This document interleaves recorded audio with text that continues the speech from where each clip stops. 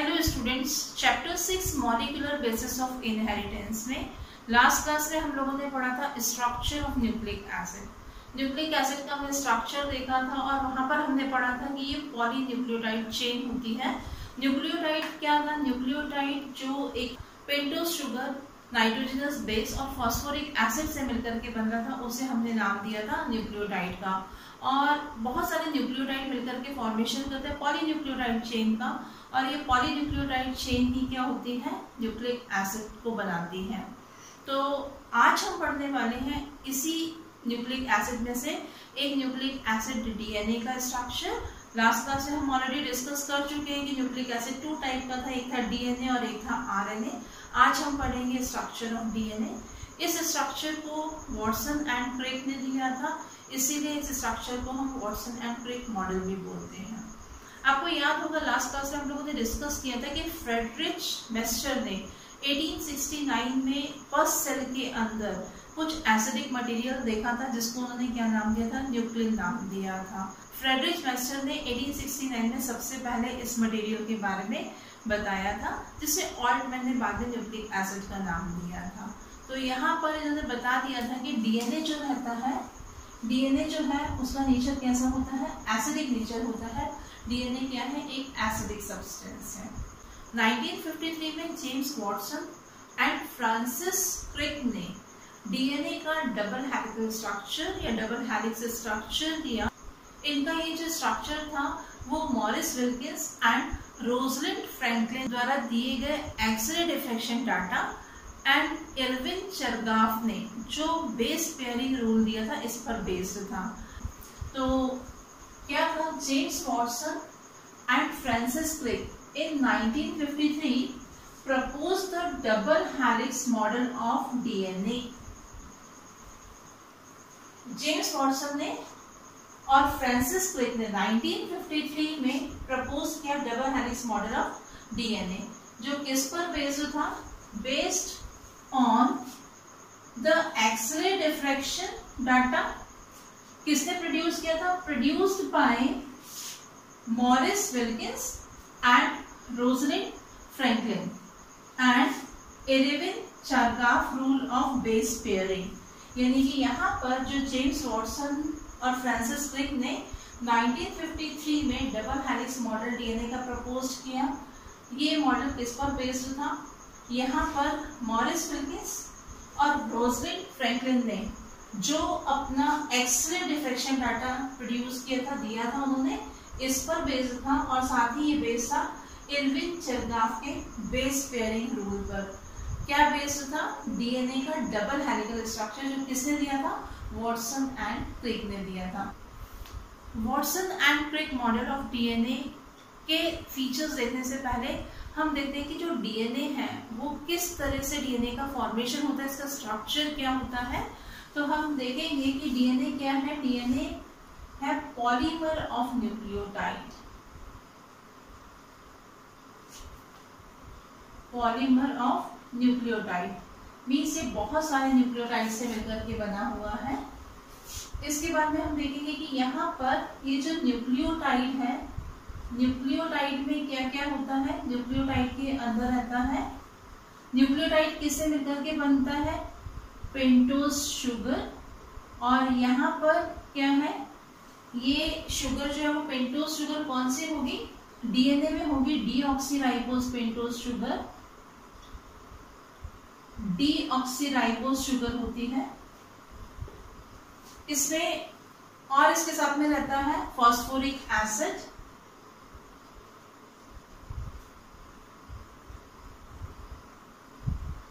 और साथ में यहां पर है नाइट्रोजनस बेसिस।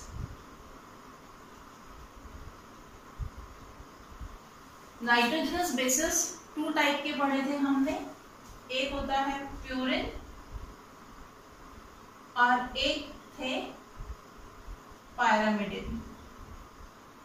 तो प्यूरिन होते हैं एडेनाइन एंड ग्वानिन और पायरामिडिन होता है यहाँ पर साइटोसाइन एंड थायमिन। यहाँ पर प्यूरिन कौन कौन से हैं? एडेनाइन, ग्वानिन, और पायरामिडिन जो है वो कौन कौन से होते हैं? Cytosine and thymine. ये होते हैं नाइट्रोजनस बेसिस किसके अंदर, डीएनए के अंदर। इसके अलावा हमने बात की थी कि जो पेंटोज शुगर है उसका कौन सा कार्बन जो है वो फॉस्फोरिक एसिड के साथ में बॉन्ड फॉर्म करता है और कौन सा कार्बन जो है, कौन सा एंड जो है वो नाइट्रोजनस बेसिस के साथ में बॉन्ड फॉर्म करता है। तो अगर आपको याद हो तो हम लोगों ने पढ़ा था यहाँ पर कि ये पेंटोज शुगर थी, ठीक है। यहाँ पर कितने कार्बन थे, 5 कार्बन है, 1 2 3 4 और 5। यहाँ पर सेकेंड नंबर के कार्बन पर दोनों तरफ क्या था, H था, और यहाँ पर थर्ड नंबर के कार्बन पर क्या था, H और OH था। इस जगह पर हमारे पास में CH2OH ये था फिफ्थ नंबर का कार्बन, और यहाँ पर ये थर्ड नंबर का कार्बन। इसके बाद में हमने जब नाइट्रोजनस बेसिस पढ़े थे तब हमने देखा था कि यहाँ पर जो नाइट्रोजनस बेसिस है वो किस कार्बन से कंबाइन हो रहे थे, फर्स्ट कार्बन से कंबाइन होते हैं नाइट्रोजनस बेसिस। और इसमें यहाँ पर हमने ये भी देखा था कि जो प्यूरिन है, प्यूरिन का जो 9th पोजीशन का नाइट्रोजन जो था इसके साथ में बॉन्ड फॉर्मेशन हो रहा था फर्स्ट कार्बन से, और जो पायरामिडिन था, पायरामिडिन में फर्स्ट पोजीशन का जो नाइट्रोजन था इसके साथ में यहाँ पर बॉन्ड फॉर्म हो रहा था, और यहाँ पर 9th पोजीशन के नाइट्रोजन के साथ में बॉन्ड फॉर्म हो रहा था। प्यूरिन हमने देखा था कैसे थे, डायसाइक्लिक स्ट्रक्चर था, पायरामिडिन जो था वो यूनिसाइक्लिक स्ट्रक्चर था। और इसके अलावा हमने यहाँ पर देखा था कि जो 5th नंबर का कार्बन रहता है, 5th नंबर के कार्बन पर अटैच था क्या, फॉस्फोरिक एसिड, या हम बोल सकते हैं कि फॉस्फेट जो है यहाँ पर अटैच था किस नंबर के कार्बन पर, 5th नंबर के कार्बन के साथ में फॉस्फोरिक एसिड बॉन्ड फॉर्म कर रहा था। तो यहाँ पर जो नाइट्रोजनस बेसिस और कार्बन के बीच में जो बॉन्ड फॉर्म हो रहा था, इस बॉन्ड को नाम दिया गया था ग्लाइकोसाइडिक बॉन्ड कहा गया था, glycosidic bond.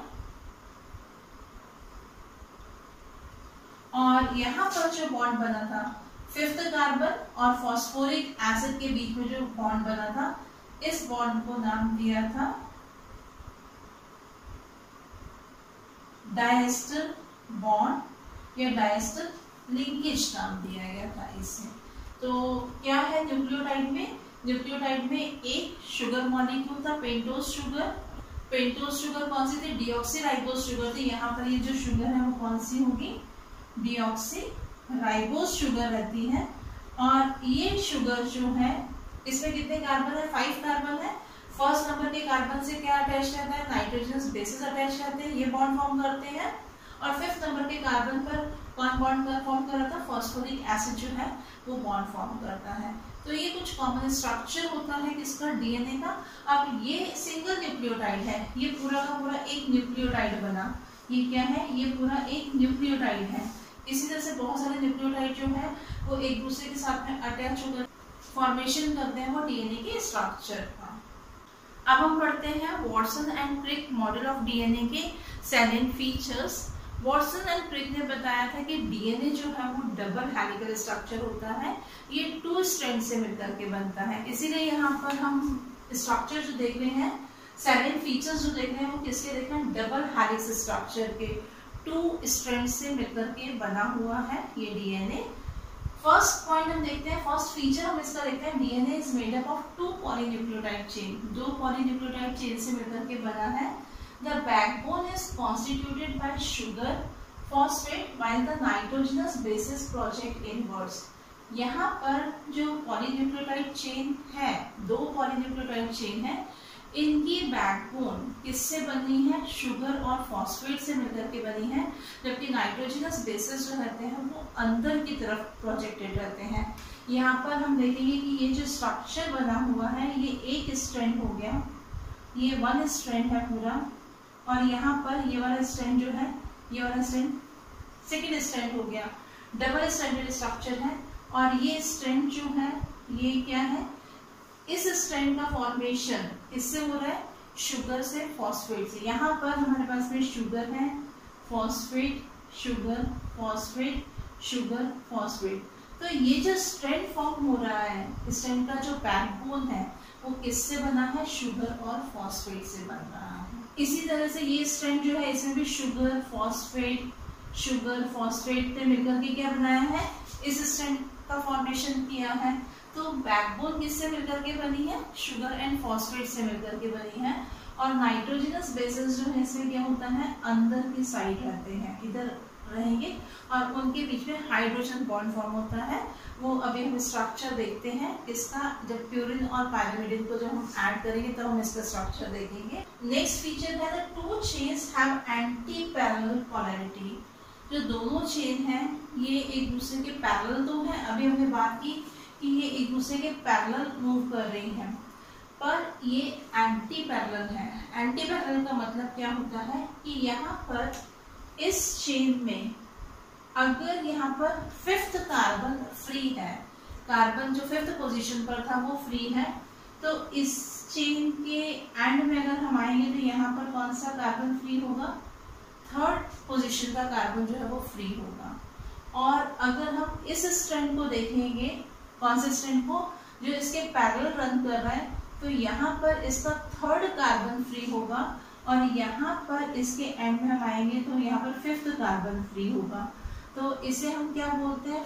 5 prime to 3 prime, और इन एंड को हम बोलते हैं प्राइम्स, यानी कि ये 5 प्राइम है, ये 3 प्राइम है। तो इस स्ट्रैंड में यहाँ पर 5 प्राइम है, इसका यहाँ पर 3 प्राइम हो जाएगा, और यहाँ पर ये मीन्स जो ये स्ट्रैंड है ये इसका एंटी पैरेलल है, पोलैरिटी जो है वो एंटी पैरेलल है।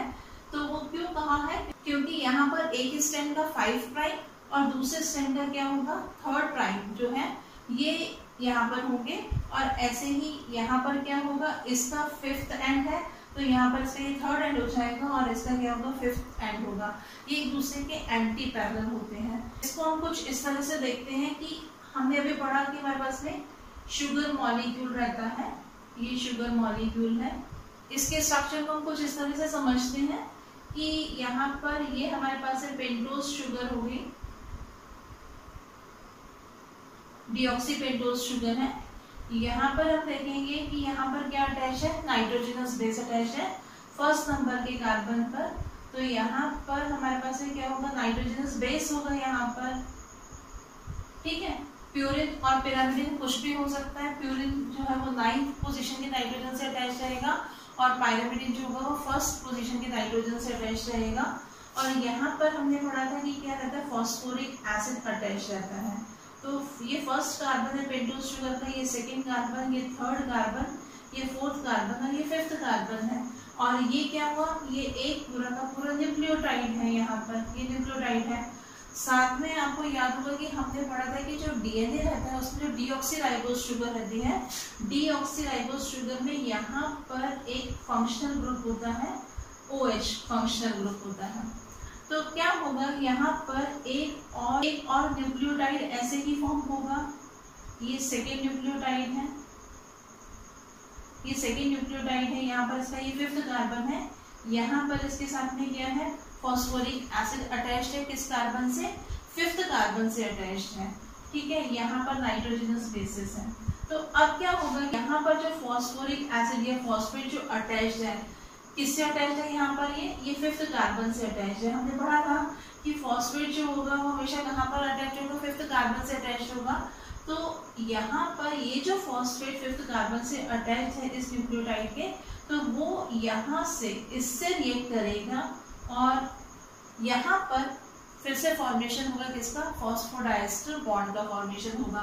तो इस तरह से यहाँ पर हम देखेंगे कि एक न्यूक्लियोटाइड का जो 3rd नंबर का OH ग्रुप है, 3rd कार्बन पर जो OH ग्रुप है, वो इस शुगर के जो 5th कार्बन पर अटैच फॉस्फोरिक एसिड था इसके साथ में क्या कर रहा है? ये बॉन्ड बना रहा है। तो जब ये बॉन्ड बनाएगा तो यहाँ पर हम देखेंगे 5th कार्बन जो है वो फ्री हो गया, 5th कार्बन पर फॉस्फोरिक एसिड जो है वो फ्री है, और यहाँ पर हम देखेंगे कि यहाँ पर 3rd कार्बन जो है वो किसी भी न्यूक्लियोटाइड से अटैच नहीं हो रहा है।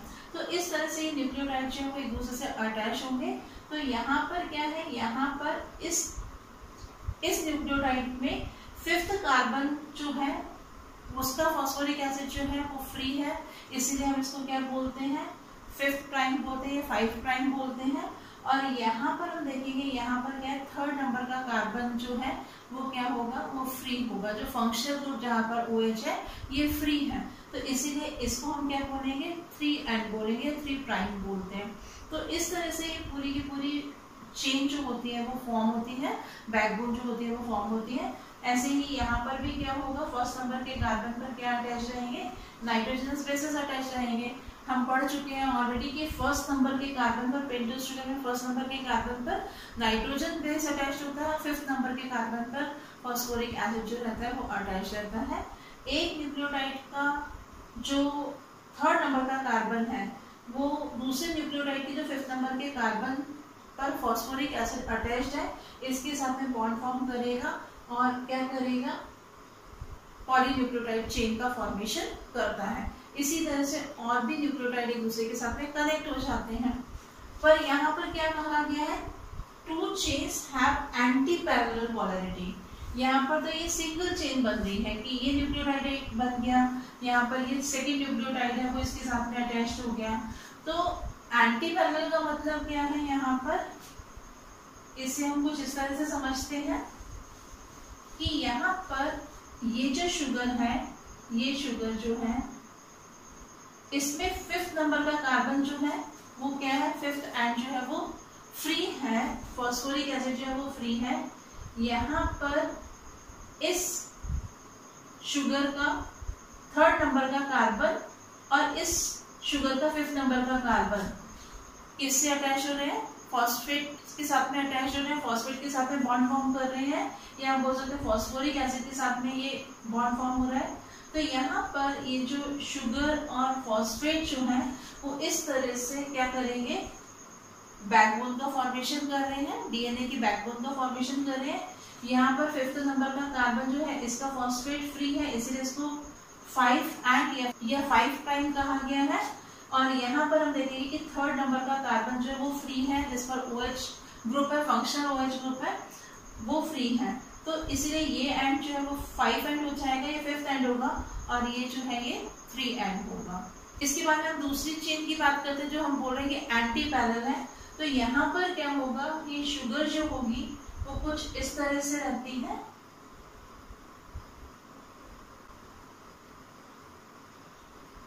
इस तरह से पेंटोस शुगर रहेगी। तो यहाँ पर इस शुगर में 1st नंबर का कार्बन यहाँ पर है, और ये कार्बन जो है वो 3rd नंबर का है, 1 2 3 4, और 5th नंबर का कार्बन यहाँ पर है। इसके साथ में किसका बॉन्ड फॉर्म होगा, फॉस्फोरिक एसिड का बॉन्ड फॉर्म हुआ।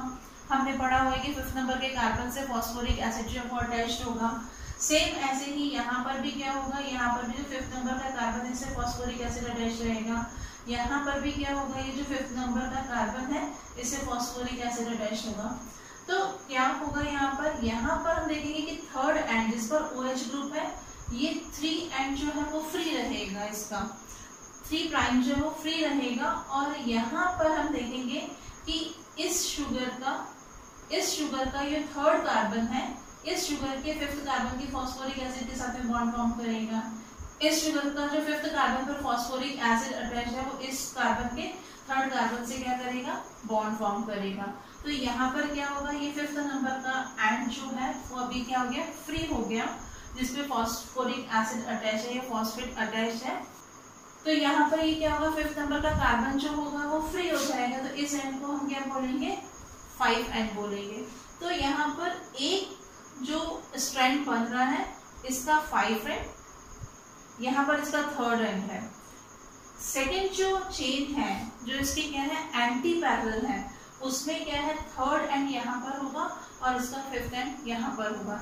इसीलिए इसे क्या कहा गया, एंटी पैरेलल चेन कहा गया है। ये दोनों चेन क्या है तो पैरेलल पर एक दूसरे की क्या है, एंटी है। तो इनका स्ट्रक्चर जो है वो कुछ इस तरह से रहता है। तो बोल सकते हैं one chain has 3 end to 5 end polarity and the other has 5 end to 3 end polarity. यहाँ पर 5 to 3 एंड आ रहा है ये स्टैंड, और ये स्टैंड जो है वो 3 to 5 एंड आ रहा है। तो इसी को हम क्या बोलेंगे, एंटी पैरेलल स्ट्रक्चर बोलेंगे, एंटी पैरेलल चेन्स बोलेंगे। यदि हम दोनों स्टैंड को अलग कर देते तो एक स्टैंड हमारे पास इस तरह से आ जाएगा, सेकेंड स्टैंड जो है वो इस तरह से होगा। यहाँ पर इसका 5 एंड, ये 3 एंड, और ये 3 एंड, और ये होगा 5 एंड। ये दोनों ही यहाँ पर क्या है, एक दूसरे के एंटी पैरेलल है। एक ही पोलैरिटी जो है वो क्या है, 3 एंड टू 5 एंड है, यहाँ पर 3 to 5, और सेकेंड की पोलैरिटी जो है वो 5 to 3 दिख रही है आपको। तो इसी को हम क्या बोलेंगे, क्या है, ये एंटी पैरेलल है एक दूसरे के। नेक्स्ट फीचर देखते हैं हम डीएनए का। The bases in two strands are paired through hydrogen bond to form base pairs. हमने पढ़ा था कि प्यूरिन और पायरामिडिन रहते हैं। एक स्ट्रैंड पर अगर प्यूरिन अटैच्ड होगा तो उसके सामने वाले स्ट्रैंड पर, यानी कि जो उसका एंटी पैरेलल स्ट्रैंड है, वहां पर क्या होगा, पायरामिडिन होगा। तो यहाँ पर जो बॉन्ड फॉर्म होता है किस किस के बीच में, प्यूरिन और पायरामिडिन के बीच में बॉन्ड फॉर्म होता है। अगर प्यूरिन एडेनिन होगा तो दूसरा स्ट्रैंड जो होगा, उसका जो एंटी पैरेलल स्ट्रैंड है, वहां पर एक पायरामिडिन होगा, और वो कौन सा होगा, थायमिन होगा। एडेनिन और थायमिन के बीच में बॉन्ड जो होगा वो कौन सा होगा, डबल हाइड्रोजन बॉन्ड होता है। सेम ऐसे ही अगर यहाँ पर ग्वेनाइन होगा, यानी कि प्यूरिन कौन सा है, ग्वेनाइन है, और उसके सामने यानी कि उसकी जो पैरेलल चेन है, एंटी पैरेलल चेन जो है, वहां पर क्या होगा, कौन सा पायरामिडिन होगा, साइटोसिन होगा, और इनके बीच में ट्रिपल हाइड्रोजन बॉन्ड का फॉर्मेशन होता है। इरविन चरगाफ के जो बेस पेयरिंग रूल है इस पर बेस्ड है। तो उसका रूल यही था कि प्यूरिन और पायरामिडिन का नंबर जो होगा वो हमेशा कैसा होगा, इक्वल होगा। अगर एक चेन पर प्यूरिन है तो दूसरी चेन पर क्या होगा, पायरामिडिन होगा, और ये दोनों चेन एक दूसरे से हाइड्रोजन बॉन्ड, यानी कि यहाँ पर इन नाइट्रोजनस बेसिस के बीच में किसका फॉर्मेशन होगा, हाइड्रोजन बॉन्ड का फॉर्मेशन होगा, जिससे फॉर्मेशन हो जाएगा किसका, बेस पेयर का फॉर्मेशन हो जाएगा। अगर एक चेन पर एडेनाइन होगा तो दूसरी चेन पर, यानी कि जो उसकी एंटी पैरेलल चेन है, वहां पर क्या होगा, थायमिन होगा, और ये एक बेस पेयर बनाएगा। इनके बीच में फॉर्मेशन, ये दोनों एक दूसरे से कनेक्ट रहेंगे, किससे, 2 हाइड्रोजन बॉन्ड से। और अगर ग्वेनाइन होगा तो वो दूसरी चेन, यानी कि उसकी जो एंटी पैरेलल चेन है, उसमें वहां पर क्या होगा, कौन सा पायरामिडिन होगा, साइटोसिन होगा। तो यहाँ पर ग्वेनाइन और साइटोसाइन जो है, इनके बीच में कितने बॉन्ड बनते हैं, ट्रिपल हाइड्रोजन बॉन्ड का फॉर्मेशन होता है। इसीलिए देखा है, a purine bonds with a pyrimidine always, thus maintaining a uniform distance between the two strands of the helix। यहाँ पर ये फर्स्ट कार्बन है, यहाँ पर अगर एडेनिन होगा तो इसके सामने क्या होगा, थायमिन होगा, और इन दोनों के बीच में कौन सा बॉन्ड बनेगा, डबल हाइड्रोजन बॉन्ड बनेगा। यहाँ पर अगर ग्वेनाइन है तो यहाँ पर क्या होगा, साइटोसिन होगा, इनके बीच में फॉर्मेशन होगा ट्रिपल बॉन्ड का। यहाँ पर अगर साइटोसिन है तो यहाँ पर होगा ग्वेनाइन, और यहाँ पर फॉर्मेशन होगा ट्रिपल बॉन्ड का। तो इस तरह से दोनों स्ट्रैंड के बीच में जो है वो क्या होती है, डिस्टेंस जो रहती है वो मेंटेन रहती है। किसकी वजह से, नाइट्रोजनस बेस पेयर की वजह से। और जितने प्यूरिन होंगे उतने ही क्या होंगे, पायरामिडिन होंगे, क्योंकि प्यूरिन और पायरामिडिन के बीच में भी बॉन्ड का फॉर्मेशन होगा और नाइट्रोजन बेस पेयर बनेंगे। यहाँ पर जो हॉरिजॉन्टल स्ट्रैंड बन रहे हैं दोनों स्ट्रैंड के बीच में, वो कौन फॉर्म कर रहा है, ये बेस पेयर फॉर्म कर रहे हैं, जो किससे कनेक्ट है, एक दूसरे से हाइड्रोजन बॉन्ड से कनेक्ट है। नेक्स्ट फीचर हम देखते हैं, डायमीटर इज 20 एंगस्ट्रॉम। ये डायमीटर जो है वो क्या होता है, यूनिफॉर्म डायमीटर होता है। अगर हम यहाँ पर एक इमेजिनरी लाइन ड्रॉ करेंगे तो यहाँ से यहाँ तक का डायमीटर अगर हम देखेंगे तो ये कितना होता है, 20 एंगस्ट्रॉम होता है। 1 टर्न होता है 3.4 नैनोमीटर। टर्न मीन्स हम देखेंगे यहाँ पर, ये हम देखेंगे डीएनए में आपको देख रहा है, ये माइनर ग्रुप है, ये मेजर ग्रुप है, या हम शैलो ग्रुप बोल सकते हैं, और ये डीपर ग्रुप है। तो यहाँ पर अगर हम shallow group to shallow group आएंगे, यहाँ से यहाँ तक, तो यहाँ से यहाँ तक की डिस्टेंस कितनी है, 3.4 नैनोमीटर। ये क्या है, एक टर्न हम इसको बोलते हैं, जिसकी जो डिस्टेंस होती है वो कितनी होती है, 3.4 नैनोमीटर होती है। और इसमें हमारे आते हैं 10 बेस पेयर, यानी कि 1 टर्न के अंदर टोटल बेस पेयर कितने होंगे, 10 बेस पेयर होंगे। यहाँ पर ये पूरा का पूरा एक बेस पेयर है, 1 2 3 4 5 6 7 8 9 10। तो यहाँ पर 1 टर्न में टोटल बेस पेयर होंगे कितने, 10 होंगे। और यहाँ पर ये जो है ये 2 बेस पेयर के बीच की जो डिस्टेंस होती है ये होती है 0.34 नैनोमीटर। 2 कॉन्सिक्यूटिव बेस पेयर के बीच का जो डिस्टेंस होगा वो कितना है, 0.34 नैनोमीटर होता है। वो distance between 2 consecutive base pair क्या है, 0.34 नैनोमीटर होती है ये। The 2 polynucleotide chains are coiled in a right-handed fashion। यहाँ पर ये जो दोनों स्ट्रैंड है वो राइट हैंडेड फैशन में कॉइल रहते हैं। तो आज हमने पढ़ा structure of DNA, Watson and Crick model of DNA. Next class में हम इसी चैप्टर को कंटिन्यू करेंगे। Thank you.